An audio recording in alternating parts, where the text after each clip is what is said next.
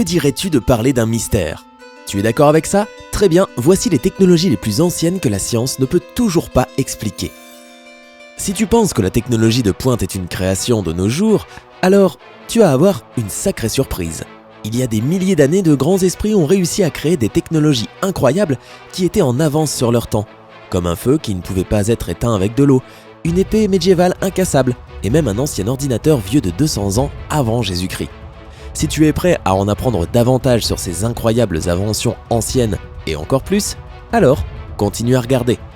Mais avant de sauter dans notre machine à remonter le temps et de t'envoler dans le passé, n'oublie pas de t'abonner à notre chaîne et d'activer les notifications afin de ne pas manquer nos mises à jour quotidiennes sur Sympa. Maintenant, jetons un coup d'œil à cette liste étonnante. 10. Les sphères de pierre du Costa Rica. Tu peux facilement fabriquer un objet en forme de sphère en moulant de l'argile. Cependant, les gens qui vivaient au Costa Rica dans l'Antiquité l'ont fait à la dure. Et c'est peu dire.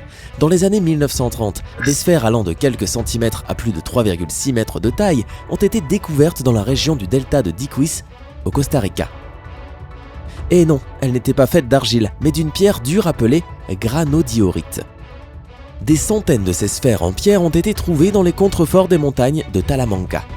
Les chercheurs en ont même trouvé une gigantesque qui pesait plus de 16 tonnes. Alors, qui sont les personnes qui sculptaient minutieusement ces sphères parfaites dans des roches géantes ? S'agissait-il d'un passe-temps ancien ou d'une offrande aux dieux ? Peut-être c'était un énorme ballon de football. On ne sait toujours pas qui était le cerveau ou les esprits derrière ces orbites de pierre. Selon les études, ils ont été fabriqués vers 200 avant Jésus-Christ, mais celui qui les faisait s'est arrêté lorsque les colons espagnols sont apparus dans la région au cours du XVIe siècle. On dirait donc qu'ils ont eu suffisamment de temps pour sculpter toutes ces pierres, plus ou moins 1800 ans. Mais comment ont-ils fait ? Eh bien, les roches de granodiorite peuvent facilement être sculptées en utilisant des techniques de chauffe. Tout d'abord, ils chauffaient une partie à l'aide de charbon chaud, puis ils refroidissaient le reste à l'eau froide. Ensuite, à l'aide de marteaux, ils travaillaient la pierre, tout en l'écaillant. C'est avec du sable ou des cuirs qu'ils polissaient le tout leur définition. C'était avec le même processus qu'ils faisaient leurs petites haches et des statues en pierre. À quoi servaient ces pierres sphériques ? Malheureusement, cela reste un des mystères les plus déroutants de l'archéologie. Je sais, envoyons donc enquêter Indiana Jones. Les chercheurs pensent qu'ils les utilisaient comme boussole ou pour faire des observations astronomiques, puisque certaines d'entre elles se trouvaient en ligne, en forme de triangle et en parallélogramme. D'autres ont émis l'hypothèse que les globes de pierre étaient en fait un symbole de statut des familles riches et influentes de l'époque. Je suppose qu'on ne le saura jamais. 9. Le dodécaèdre romain. On peut remercier les Romains d'avoir inventé les commodités modernes telles que le béton, les routes, les autoroutes, les toilettes et les journaux, pour ne donner que quelques exemples. Je pense que la Vespa est venue plus tard. Ces inventions romaines ont une utilité assez évidente à comprendre, mais il n'en va pas de même pour le dodécaèdre. Eh bien, essaie de le dire toi-même. Ces étranges objets creux, faits en bronze ou en pierre, ont été découverts il y a environ 200 ans. Ils ont 12 faces plates en forme de pentagone, avec un bouton en saillie à chaque coin. Plus d'une centaine de ces dodécaèdres ont été trouvés en Hongrie, Grande-Bretagne, Suisse, Belgique, Autriche, Allemagne, Pays-Bas, France, Luxembourg et Poughkeepsie, et faisaient tous partie de l'Empire romain. Ce n'est pas le cas de Poughkeepsie, car ça c'est à New York. La taille des objets varie de 2,5 cm à un peu plus de 10 cm. Certains datent de la 2e ou 3e année de notre ère. Les Romains avaient l'habitude de tenir des registres, mais aucun n'a été trouvé pour les dodécaèdres. Les chercheurs ont cependant quelques théories. Le dodécaèdre pouvait être un dé, un jouet d'enfant, un chandelier, une simple décoration, un appareil de mesure sur le champ de bataille ou un instrument astronomique, entre autres. Les experts en histoire romaine n'ont eux aucune idée de leur utilité. Les dodécaèdres romains demeurent donc un mystère à résoudre. 8. Le disque de Phaistos en Crète. En 1908, l'archéologue italien Luigi Pernier a trouvé le disque de Phaistos dans le palais minoenne de la ville de Phaistos sur l'île grecque de Crète. Il est fait d'argile et mesure environ 15,7 cm de diamètre. Il est recouvert des deux côtés de 243 symboles disposés en spirale. Les experts supposent que le disque a été créé entre 1400 et 1850 avant Jésus-Christ, mais sa signification et son but restent encore un mystère complet. Au début, on pensait qu'il s'agissait d'une sorte de canular, mais cela n'a pas empêché les scientifiques et les décodeurs de déchiffrer le code du disque de Phaistos. Les experts ont d'abord fait valoir qu'il s'agissait d'une sorte de machine à écrire mobile. Mais le docteur Gareth Owens, linguiste et chercheur à l'Institut d'éducation technologique de Crète, pensait le contraire. En collaboration avec le professeur John Coleman du département de phonétique de l'université d'Oxford, ils ont conclu qu'il s'agissait d'une prière à une ancienne déesse minoenne. Le disque, qui est maintenant exposé au musée archéologique d'Héraclion, est déchiffré plus ou moins à 90%, mais seulement d'un côté. Il semble donc que ce mystère vieux de 4000 ans ne soit pas encore entièrement élucidé. 7. Le feu grégeois. Tout le monde sait que l'eau éteint le feu, non? Mais on dirait que le feu grégeois ne suit pas les lois de la physique. Ce napalm des temps anciens a été introduit par les Grecs byzantins au 7e siècle de notre ère. En fait, c'était un bien si précieux pour le royaume que l'empereur Romanos II de Constantinople a déclaré que, en plus des insignes impériaux byzantins et de toute princesse royale, tu remarques l'ordre qu'il suit, il fallait à tout prix éviter que le feu grégeois ne finisse entre des mains étrangères. C'est pour cette raison que sa formule a été un secret d'État bien gardé pendant plus de 7 siècles. Beaucoup plus longtemps que celle de l'avion de chasse furtif. Ils ont résisté quoi? 5 minutes? Alors comment cette arme militaire super secrète du 7e siècle était-elle utilisée et avait-elle une grande efficacité? Pour répondre à cette première question, le feu grégeois a été utilisé pendant la guerre navale. Et oui, le travail a été bien fait. Ce liquide hautement inflammable était transporté par des navires byzantins pour être lancé sur des navires ennemis, mettant immédiatement le feu à n'importe quoi et n'importe qui à bord. Même l'eau pouvait être enflammée. Il faisait vraiment chaud. 6. Acier de Damas. Inventé par les épéistes du Moyen-Orient vers 500 avant Jésus-Christ, les lames en acier de Damas étaient les plus recherchées de l'Europe médiévale, et ce, parce qu'elles étaient les meilleures épées de l'époque. Dures, flexibles et belles, les armes en acier de Damas étaient d'une qualité extraordinaire. On disait même que ces épées pouvaient couper en deux une écharpe en soie en train de tomber.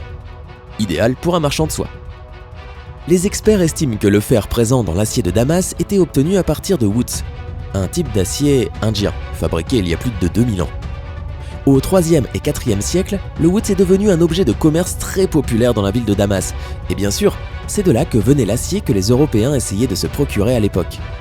La technique pour créer ces merveilleuses épées a été perdue dans les années 1700, en même temps que son ingrédient principal, le woods.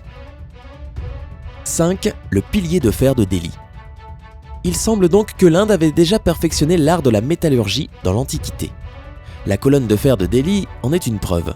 Une colonne en fer de 6,7 mètres de haut n'est pas exactement une chose qui fait tourner la tête, mais l'histoire qui l'entoure et le mystère qui l'enferme, voilà ce qui la rend si impressionnante.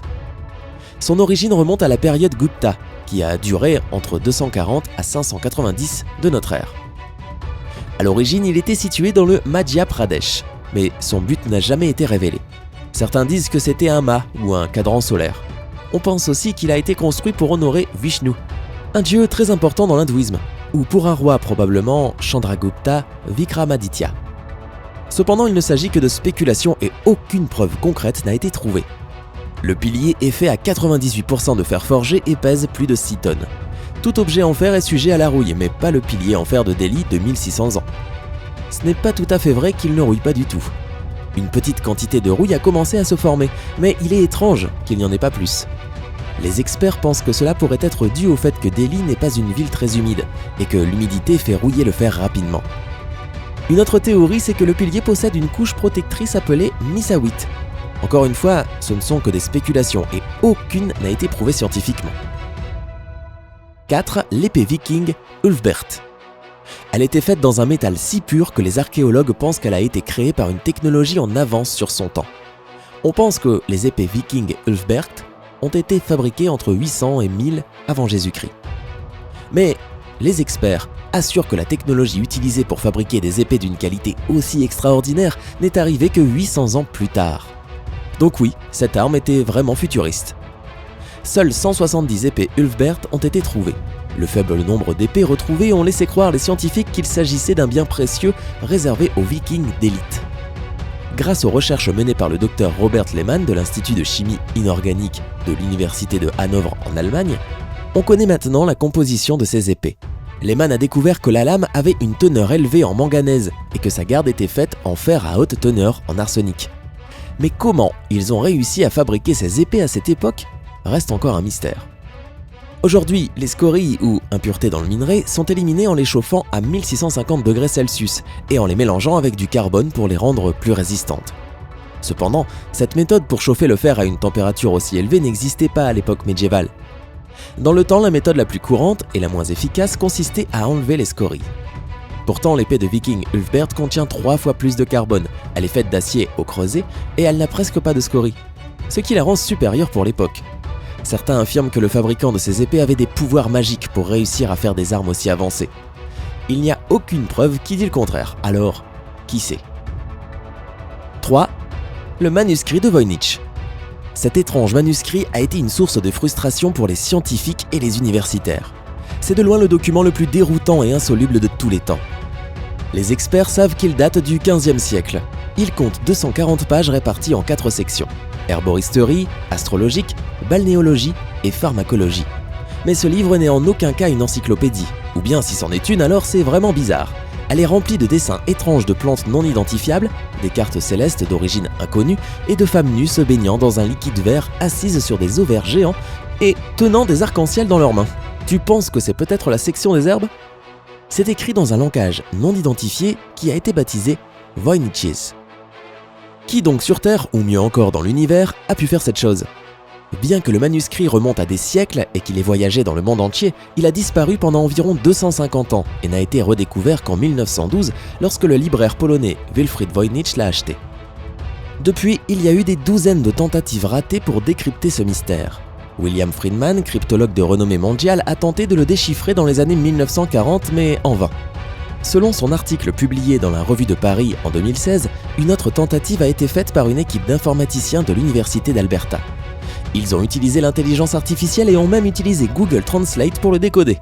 Ils ont conclu que c'était écrit en hébreu, mais ils auraient eu besoin d'un véritable érudit pour le confirmer et traduire l'ensemble du livre. Maintenant, si tu veux tenter ta chance et essayer de décoder par toi-même ce livre mystérieux, le tout est disponible en ligne dans la bibliothèque Beinecke Rare Book and Manuscript Library de l'université de Yale. Bonne chance. 2. Le sismographe de Zheng Heng. En 132 de notre ère, Zheng Heng, inventeur, astronome, ingénieur, scientifique, érudit et artiste chinois, a inventé un sismoscope et l'a présenté à la cour de Han comme instrument de mesure pour les vents saisonniers et les mouvements de la Terre. Cet ancien sismographe pouvait déterminer l'emplacement ou la direction d'un tremblement de terre à des centaines de kilomètres de distance. Et les faits parlent d'eux-mêmes, l'appareil a détecté avec succès un tremblement de terre à l'ouest de Luoyang en 138 de notre ère. Alors comment ça marche ? Il laisse tomber une boule de bronze à travers l'un des 8 tubes en forme de dragon dans la bouche d'un crapaud, qui se trouve juste en dessous de chacun d'eux. Le tube à travers lequel il tombe indique la direction d'où vient le tremblement de terre. Les scientifiques de Zhengzhou, en Chine, ont fait une réplique de l'appareil en 2005 et il a fonctionné. La réplique a pu détecter 4 tremblements de terre en Chine et au Vietnam, mais rien ne vaut l'original et l'avance qu'il avait sur son temps. 1. La machine d'Anticythère. Également connu sous le nom d'ordinateur à mouvement d'horloge de l'anglais Clockwork Computer, le mécanisme d'Anticythère a été récupéré par un groupe de plongeurs en 1900 dans une épave sous-marine près de l'île grecque d'Anticythère. Il a été surnommé le premier ordinateur analogique du monde et, écoute ça, il a été fabriqué vers 200 avant Jésus-Christ. Ce mécanisme en bronze présente une ingénierie exceptionnelle et une précision astronomique qui était, t'as compris, extrêmement avancée pour l'époque. Selon Atlas Obscura, le mécanisme pouvait indiquer les positions du Soleil, de la Lune, des planètes et des étoiles, ainsi que les phases lunaires, les dates des prochaines éclipses solaires et même la vitesse à laquelle la Lune se déplace dans le ciel. C'est pour dire à quel point cet appareil était génial. Cependant, personne ne sait qui l'a utilisé, comment et où il a été fabriqué. Un appareil aussi sophistiqué doit avoir une origine assez riche, compte tenu de la complexité de sa construction. Tu peux visiter les vestiges du mécanisme d'Anticythère dans la collection de bronze au Musée archéologique national d'Athènes. Il y a aussi une réplique au Musée américain de l'informatique à Bozeman, dans le Montana. Laquelle de ces anciennes technologies incroyablement en avance t'a le plus surpris ? Fais-le nous savoir dans les commentaires. N'oublie pas de cliquer sur j'aime si tu as trouvé cette vidéo intéressante et partage-la avec tes amis. Ils en profiteront aussi. Si tu ne l'as pas encore fait, clique sur le bouton s'abonner afin de rester avec nous du côté sympa de la vie.